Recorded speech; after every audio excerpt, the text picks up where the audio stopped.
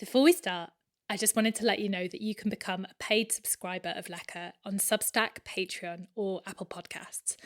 And you'll get access to exclusive content to hear and read. Subscriptions really help support Lecker. So if you're in a position to do that and you'd like to, head to leckerpodcast.com/support to find out more. And just a note that subscriber episodes start again next month.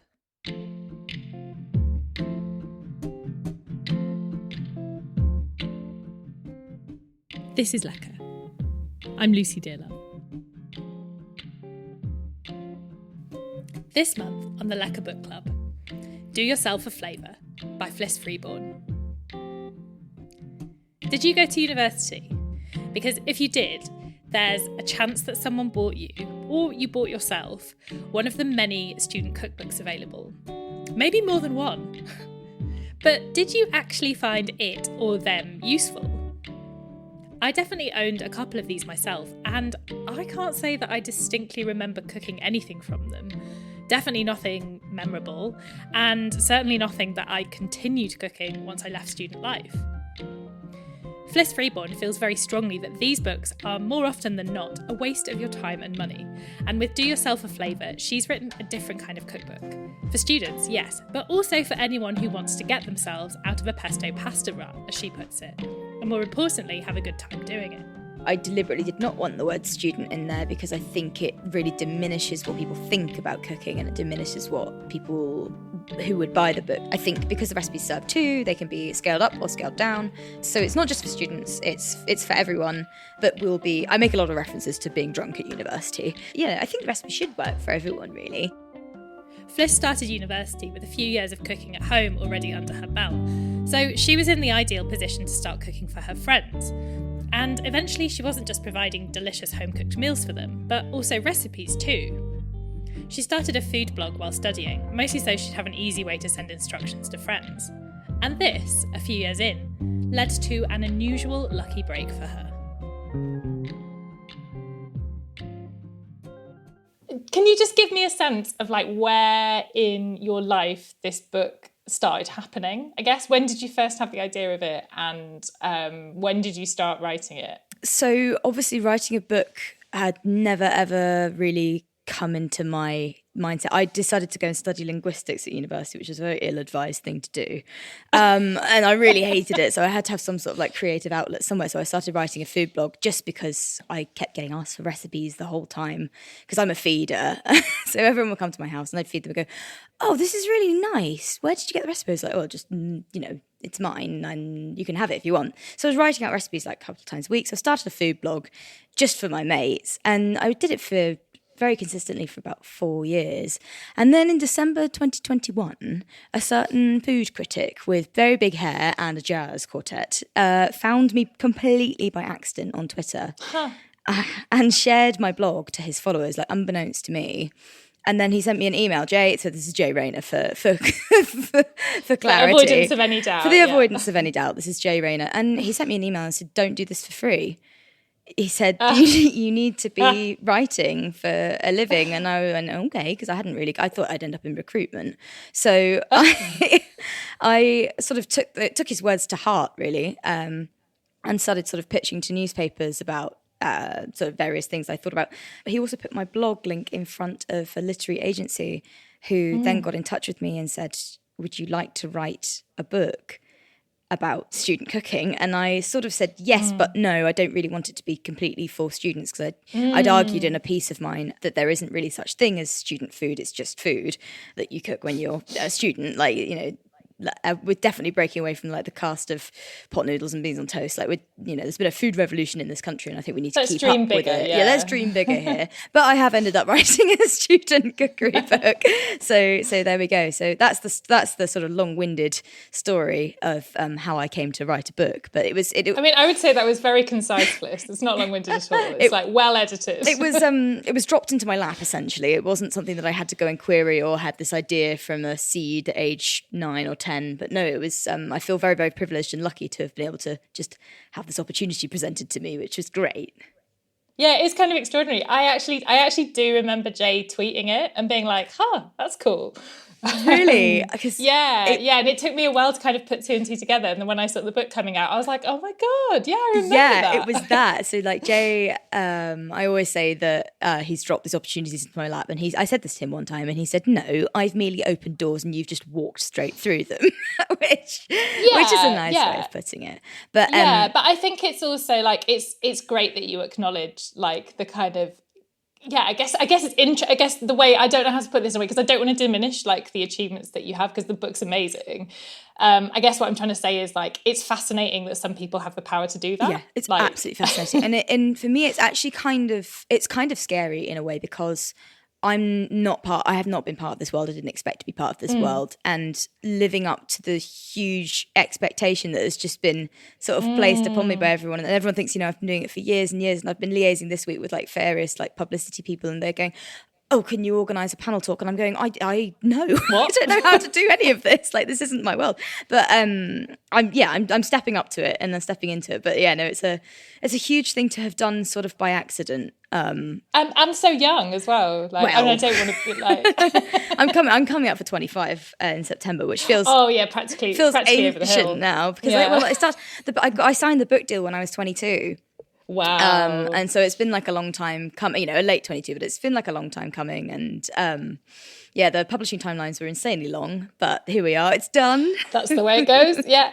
So I really love kind of your view on student cooking and student food. And it's something that I find really interesting. So a few years ago, I made a series about kitchens, and as part of it, I looked at the way that kitchens had been portrayed in cookbooks and recipe books. And so often it comes in like, it's a very aspirational thing. Like you've got this beautiful, like it's a set essentially.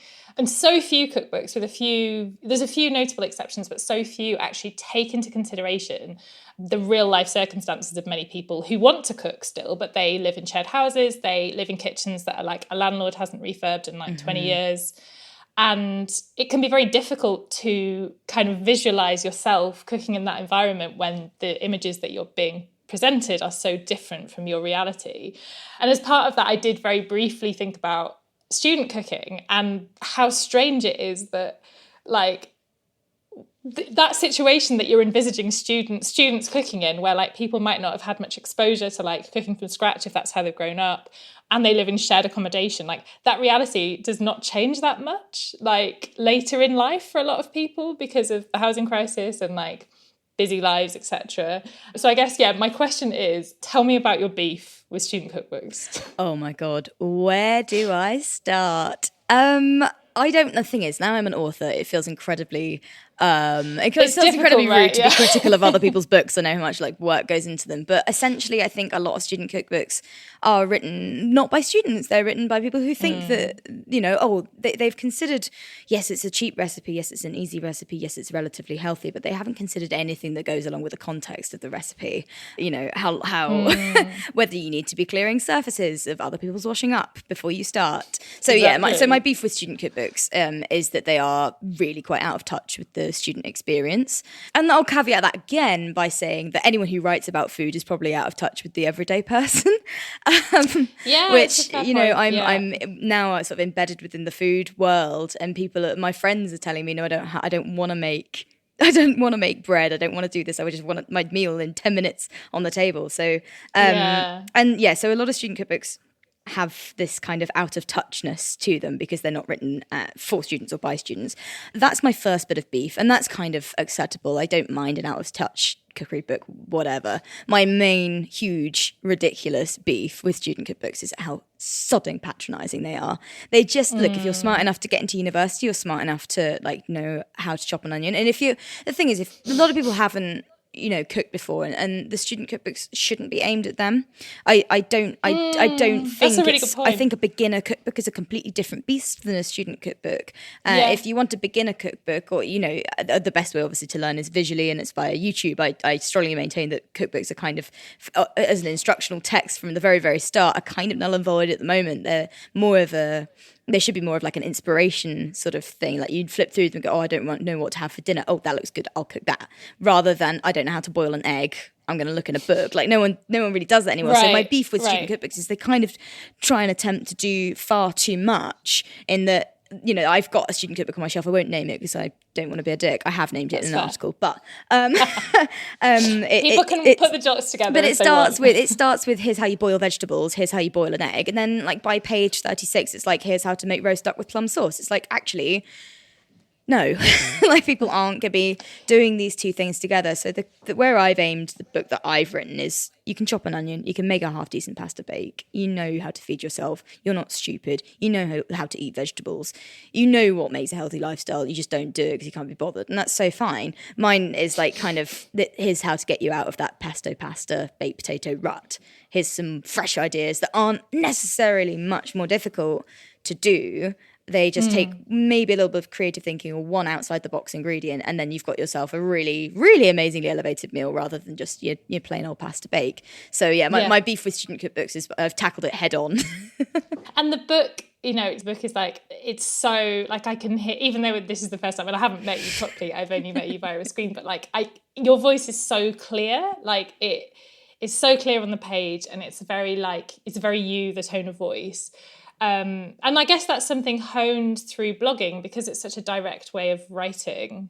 It feels you can speak directly to people. Have you always written that way? I have always written this way. My ex-boyfriend actually picked up the book. We were good mates. My ex-boyfriend picked up the book and he just started giggling. And I said, What's so funny? He goes, your teachers at school will hate you for this because this is what they try to discourage you from doing for 5 years.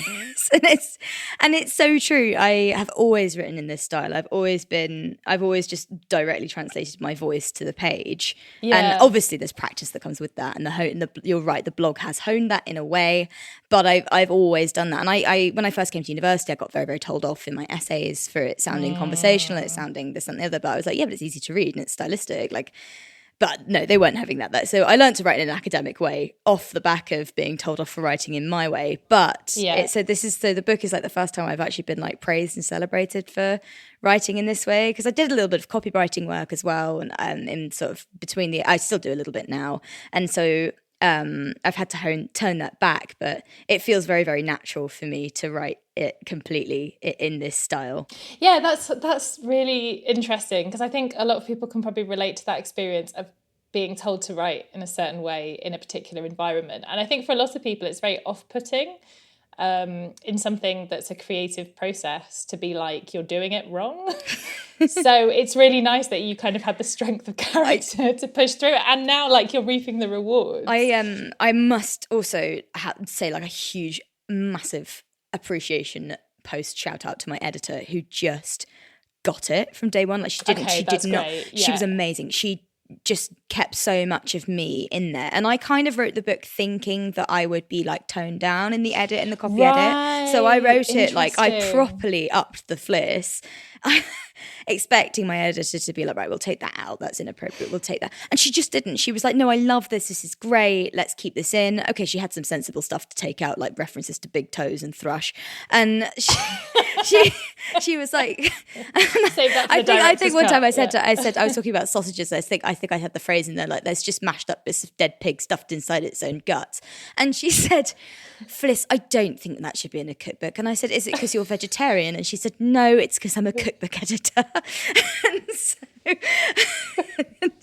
she really got it. Like the rest of the stuff, she let me keep it. I can't believe, there's a little bit of I've got a section on 5 things to do with XYZ, and I've got 5 things to do with peas, and she let me keep in a little story that I wrote about Hansel and Gretel, and they meet some ducks in the forest or something like that. Brilliant. But I was just so blessed to have someone that just understood it completely from day one. It's such a fun book. Like when you go into the like Chaucer style vegetable tales, I was like, yes, great. Like more. I think there's kind of sometimes an understanding or an expectation that when we write about food, it has to be like serious, and it can be funny, but it kind of still has to like have this like seriousness or earnestness about it, and it can just be like it's really silly. It's so silly. I actually remember. So that was in one of my very early blog posts, and it was actually the Chaucer recipe was a very pivotal stage for me in writing about food, because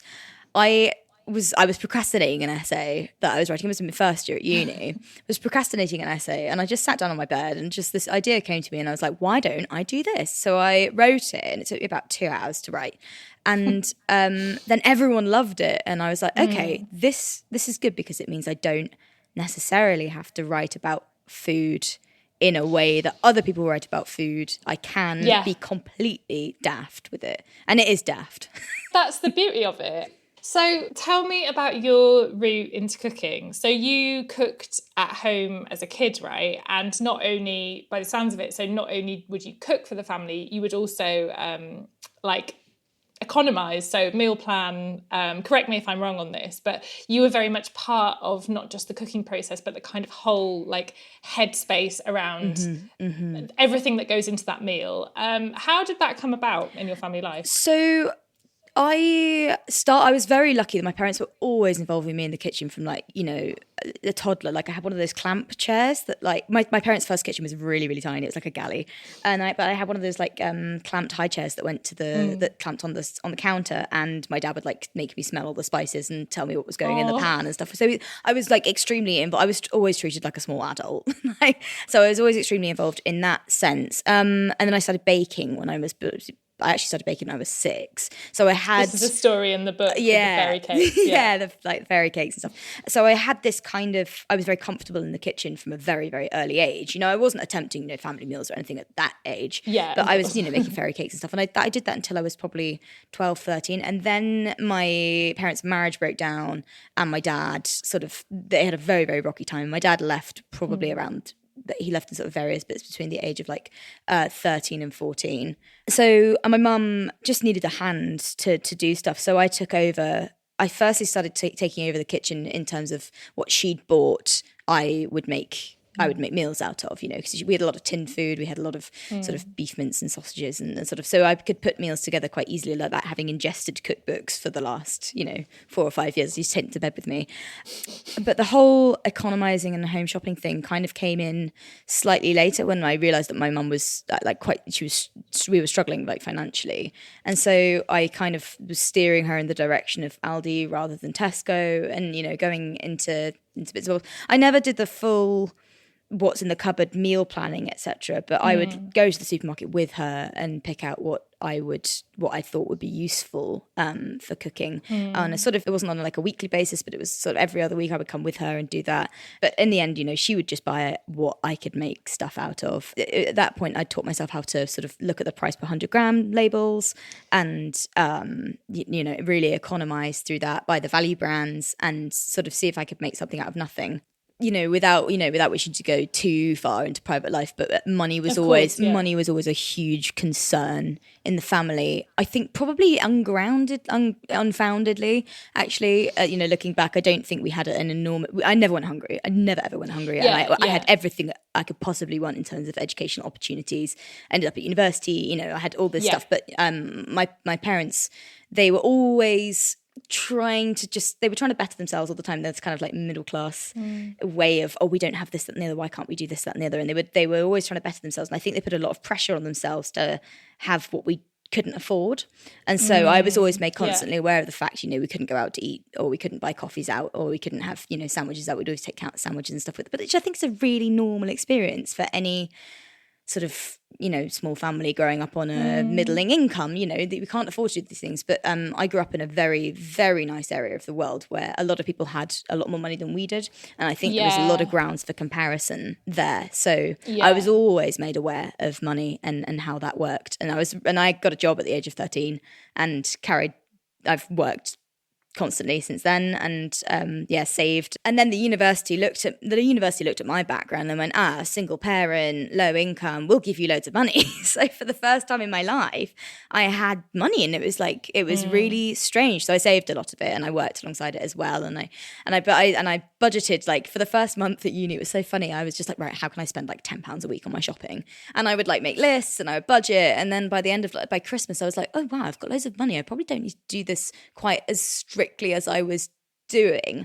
And then from there, that was, I think a lot of people ask me, you know, how did you afford to feed people? You know, how do you, you know, make your budget stretch that far? And I was lucky enough that because I'd been given a massive grant that I could be quite relaxed about who I fed. And obviously I'm not going to feed them like salmon and racks of lamb, so but nice, but yeah. I've always wanted to be generous around food, because it's such a nice thing to do, to just be able to invite someone back to your house and be like, oh, do you want some dal, or do you want some soup, or have some toast? Yeah. Being able to cook is definitely a catalyst for making lots of friends, like, and best inviting way, people, and having that.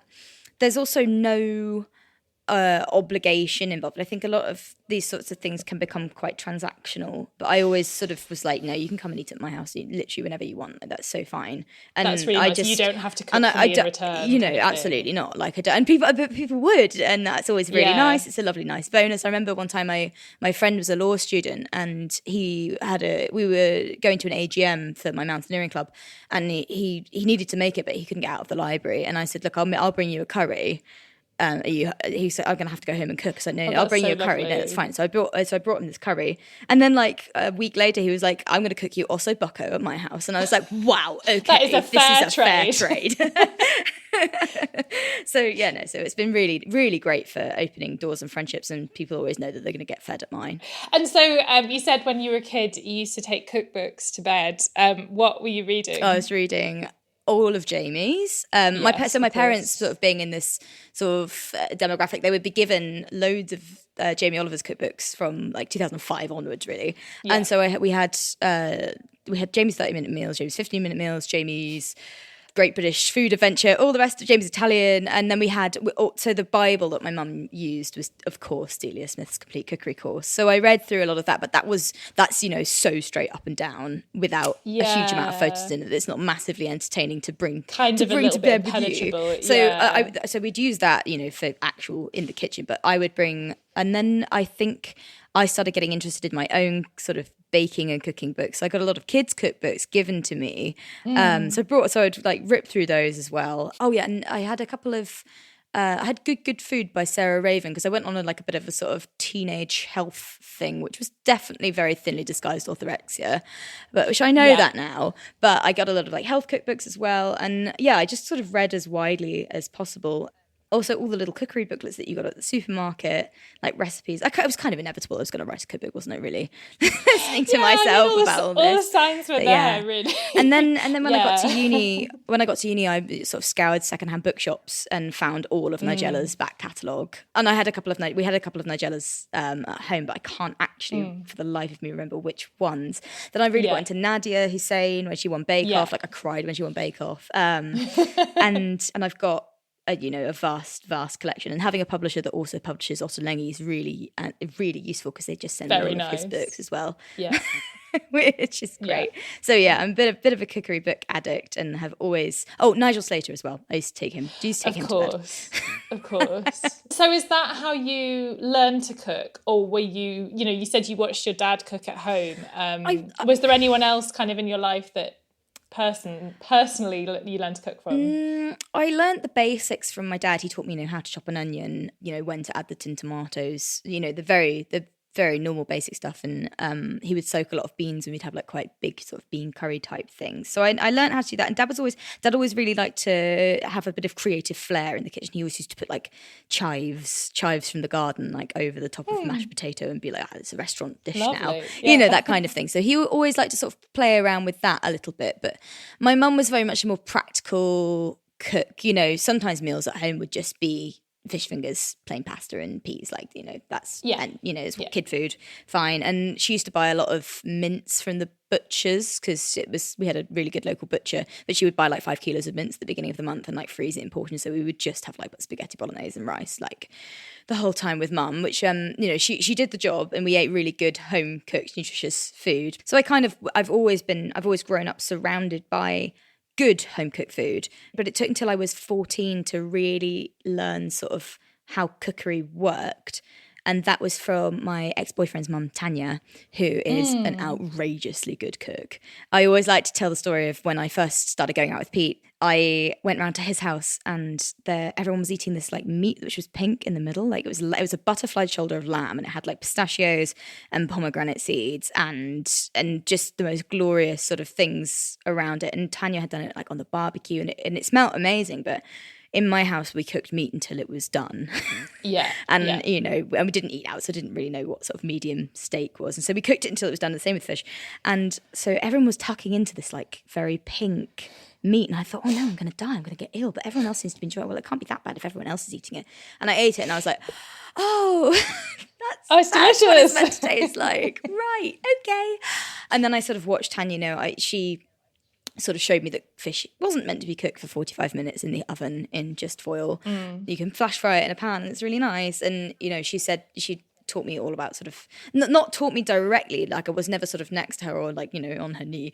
But you witnessed it. I witnessed it. Like they had a really gorgeous open plan kitchen, which I would always sit at a bar stool and just watch her while she cooked. And like she had this amazing cupboard full of not just sort of rosemary, bay, sage, cumin, but she had all these like dukkahs and zug and sort of herb and spice rubs and pastes and jars and like in a really Ottolenghi kind of style way.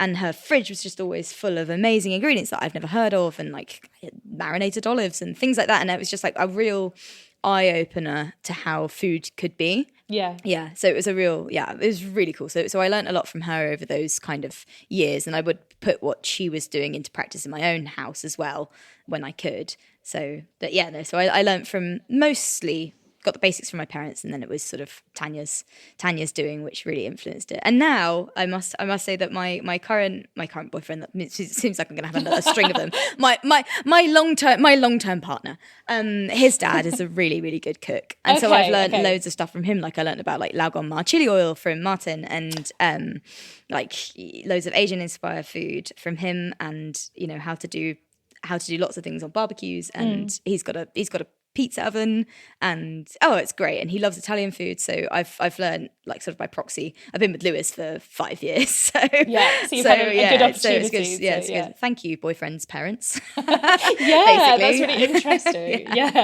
It's sort of, that makes a lot of sense to me, the way you're talking about that, because I think one thing that really struck me reading the book was that the kind of recipes, and I don't want to like give myself too much credit here because I'm not a recipe writer at all, but I think the recipes that you've included in the book really reminded me of the way I like to cook, which is I think quite typical of like an English person that's interested in food, where you don't necessarily have a deep-rooted kind of historic food culture of your own. You know, like, again, I think similar to you, like my parents are really good cooks, and they've definitely, like, the way they cook has changed over the years. But I definitely grew up like eating lots of mince-based things, like eating stuff that was not necessarily plain, but kind of spiced in a way that was very like typical of, I guess, really like the similar 90s. to you. Yeah, really, really similar in England. To you, yeah. And so the way that you kind of like acknowledge the origins of things, but bring in, you know, it's very much like, I think that is how a lot of people in this country cook and eat. So yeah, definitely. I consider myself really boring in terms, which I am, you know. I'm typically white, middle class, absolutely no sort of proper food culture that, you know, if I was Cornish, so I grew up in Cornwall, and if I was Cornish working class, you know, that would have meant sort of pasties and saffron buns and things like that. But it's not even my culture, because I drew from everywhere. And as you say, there's this kind of tepidness to a lot of English cooking, which I really enjoy. Like I think I quite like it. But yeah, whenever I've referenced anything that's not from my culture or has been inspired by something else, like I've been really sensitive about that, because there's been a lot of issues in the past of white middle class people who are taking recipes that perhaps don't belong to them, or cultures that perhaps don't belong to them, and profiting off them. And I really desperately want to avoid that. I think by proxy of having a recipe book with like stuff like Thai style things, like there's some sort of fine line to be trodden. But you know, where I have referenced other cultures, I have been very clear that, you know, this is not mine. Because I ate basically mince and potatoes, or mince and rice, or mince and whatever for growing up nearly every meal. Like we wouldn't have a particularly varied, when Dad was away, we didn't have a particularly varied diet. I now have this like sort of compulsion not to eat the same meal twice. Like I'm quite happy to have leftovers for lunch, or I might put a fried egg on top or whatever, like make it sort of, you know, since a way, but I have like a visceral aversion to eating the same thing for tea twice in a row. And so is that why you've written the recipes in the book for two? Yeah. Rather than like, you know, some of them specifically for a crowd. Yeah, some of them. Yeah, that makes a lot of sense. So the majority come for two because I think because you can have it for lunch the next day, or you can split it with a partner. That's a kind of like how I also think that it's a lot easier to cook for two than it is for one, because, you know, you're using a tin of tomatoes rather than two. You know, there's the practical side of that as well. But yeah, I actually literally yesterday I cooked just sort of a very loose take on lasagna. I had a leftover sausage ragu in the freezer, and I was just like, well, I don't want to put that just with pasta, so I'll put that in lasagna. And I didn't have it. I couldn't be asked to make bechamel, so I put like cream cheese and ricotta and stuff and laid it up. Perfect. And then I'd run out anyway. I made this lasagna and I had a portion. Then Lewis took some for work today, and he was like, "What are you gonna do the rest of it?" I was like, "I'll have it for lunch." He was like, "Oh, why don't you have some more for tea?" And I was, "I'm not. No, I will make something else." And you know, that's it. And I'm very lucky that I can do that because, you know, I don't have kids. I can work from home. I have all these sort of things in place that allow me to do so. And I know that not everyone's as lucky as that, or not everyone can be bothered. I definitely can. Like, it's one of my things. If I've had a really bad day, I cook something. And that just makes it all better.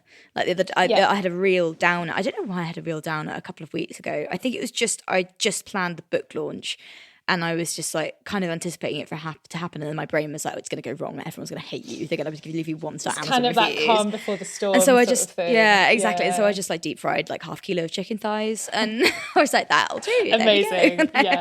Yeah. So I have this kind of like weird compulsion to cook something different every day of the week. But yes, that's why the recipes in the book are so varied, and like, you know, they exist, as you say, on this kind of plane of this is an English person cooking someone else's dishes, but like taking influence from everywhere, but it's still varied and it's still like quite different. And you could quite happily work your way through the book and have something different to eat for, you know, how many recipes are there? More than 75 actually. 75 was kind of a round number that I came down to.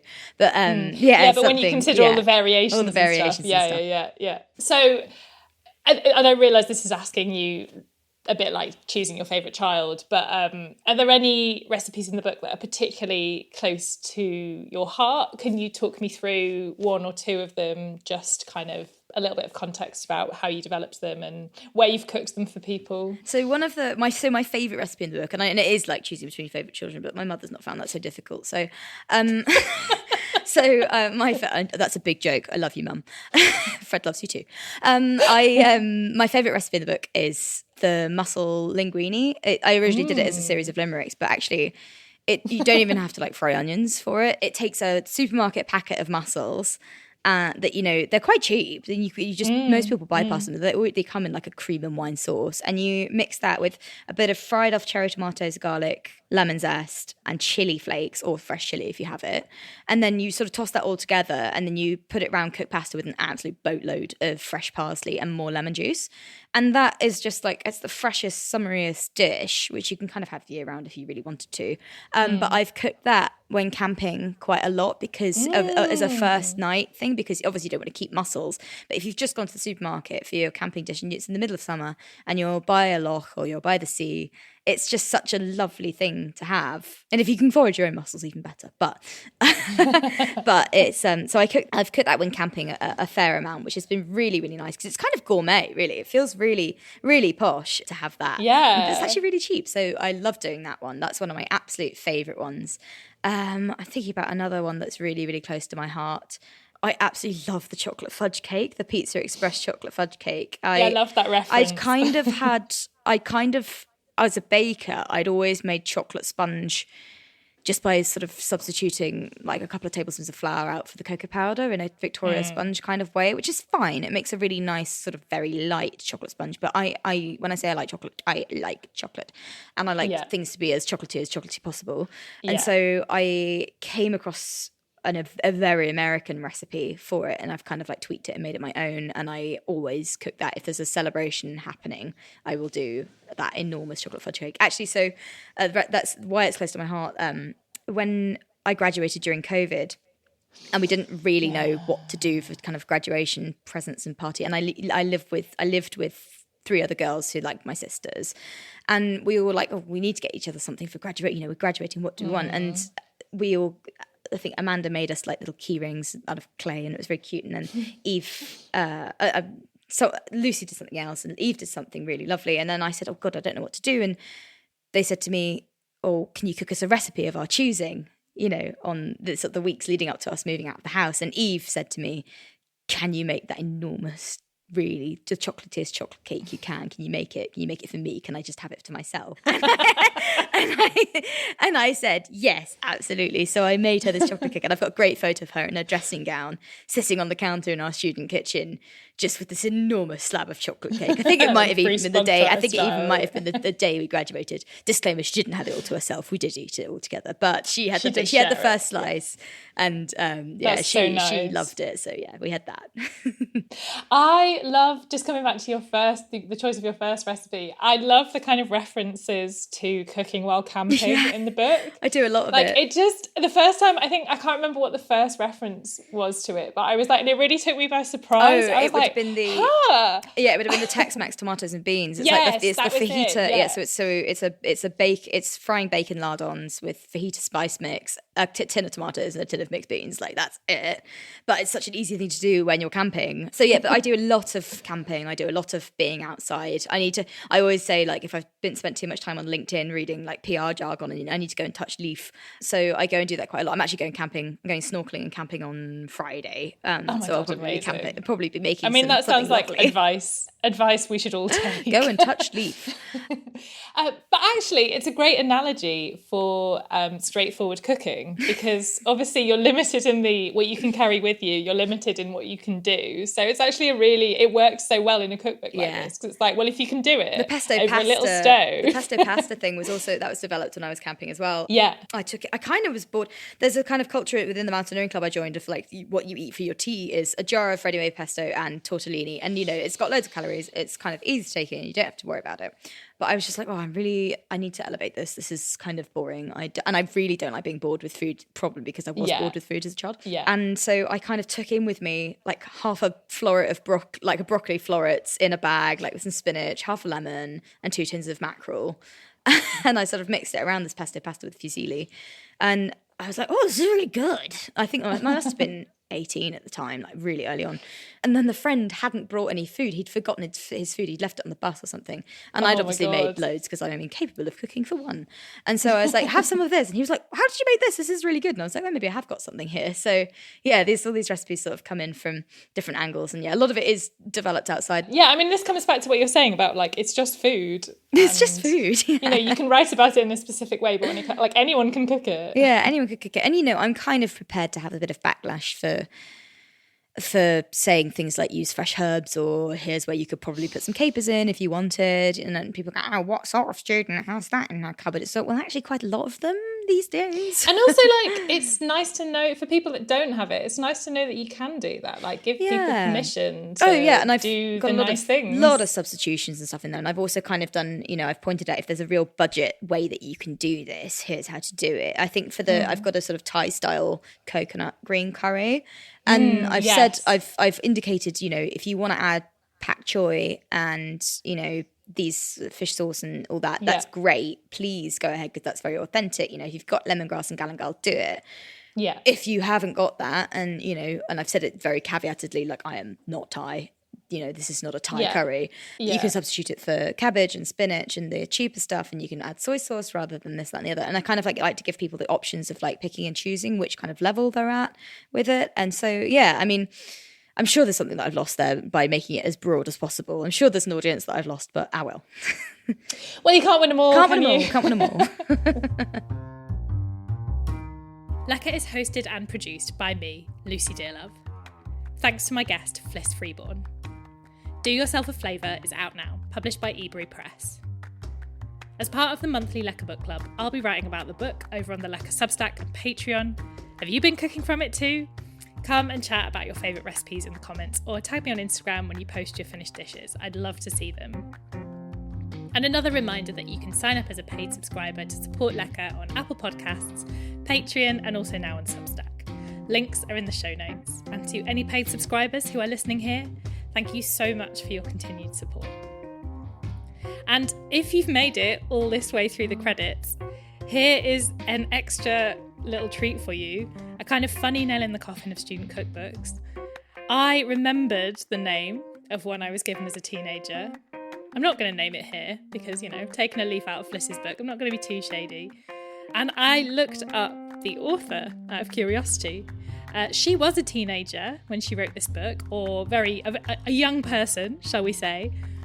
But turns out that not only was her mum a food writer, she was also from let's say, a pretty well-known family. So, based on that example alone, I think Fliss's point about how people who write student cookbooks are out of touch is pretty accurate. Music on this episode is by Blue Dot Sessions. Lecker Book Club will be back in September with another delicious read for your kitchen bookshelves. Thanks for listening.